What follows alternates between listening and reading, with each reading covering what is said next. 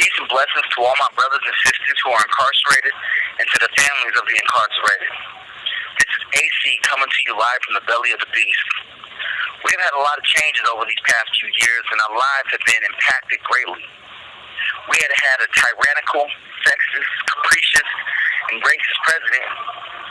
We have black people being mocked with phrases like all lives matter and blue lives matter.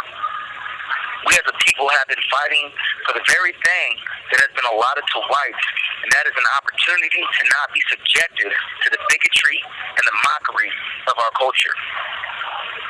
Why is it that a people can hate someone so much and then turn around and mimic the very culture in which they despise? I had a conversation with a white officer that tried to convince me that there was only American culture in America, and that to define it as anything else is a divisive way of thinking. So I asked him, what was American culture? And he didn't have a real answer, more of a merry-go-round of words that equated to nothing. I explained to him the truth about American culture, and that is to seek, conquer, kill, and destroy all that is unlike the Europeans that escaped the heavy rule of British persecution in the early 1600s and landed here. You see, they escaped their rulers to only become an oppressor. What a vicious cycle. But yet truth don't set you free. In fact, this truth makes a racist whites lock up at the mere thought because this truth hurts. This is the history of true American culture. Slavery was a part of American culture. We can't ignore nor forget that.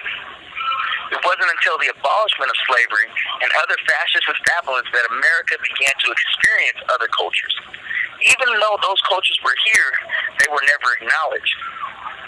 Today's America still holds a lot of that American culture, but people of different heritage, lineage, and creed have added to that culture.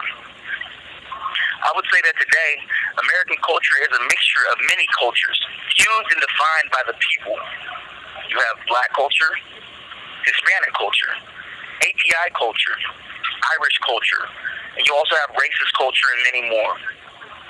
You can no longer define American culture the way you could 100 years ago because we are evolving. Some say within the next 50 years or so, America is going to be a melting pot of mixed individuals. The racist whites fuse with non-racist whites and blame them for opening their eyes and understanding that people, all people, have the right to enjoy the amenities of being a human in this culture. We have had this pandemic, which has completely altered our entire planet in some way or another. Yet here in America, if you are a person of color, you are fighting on two fronts still. Facing the possibility of death through a virus or possible death at the end of a policeman's gun. White people argue, well, they kill each other. Why isn't there any marches in the streets for that? Well, white America, if you serve scraps to a starving people, they will fight to the death so that they may eat and live. You designed this for us to kill each other. You gave us the scraps off your table and said, make do. As for the marching, do you not see the marches that call out systemic oppression that fuels the very infighting we face due to the scraps that our government hands down to the urban communities?